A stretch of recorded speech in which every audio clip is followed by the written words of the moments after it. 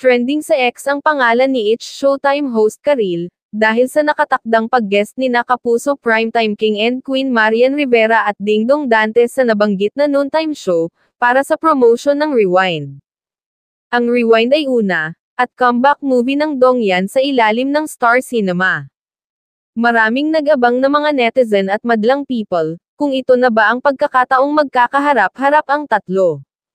Si Karil ay ex-girlfriend ni Dingdong, at naging kontrobersyal ang hiwalayan nila dahil kay Marian Rivera. Si Marian daw kasi ang naging dahilan kung bakit naghiwalay sina Dingdong at Karil noon.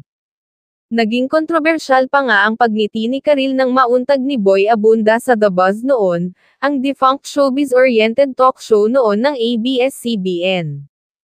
Noong December 13, nag-expose na ang singer-actress na masama ang pakiramdam niya at nagpapagaling kaya baka hindi muna makakapasok sa Showtime.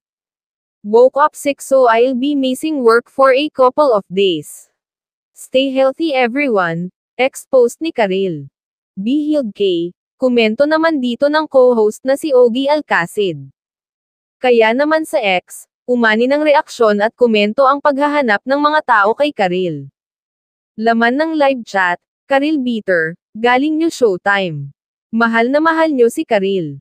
Marami ata din nakabasa ng tweet ni Karil kung bakit absent siya sa Showtime ng ilang araw. Ang awkward naman talaga pag andyan si Kay, get well soon Karil. Kahit naman happy na sila parehas sa mga buhay nila ngayon, hindi ba na awkward kay Karil na andyan siya habang pinag-uusapan ganap nung mag-asawa? Ang tagal na ni Karil sa Showtime, ba't ngayon lang kayo nag-iingay sa pangalan niya?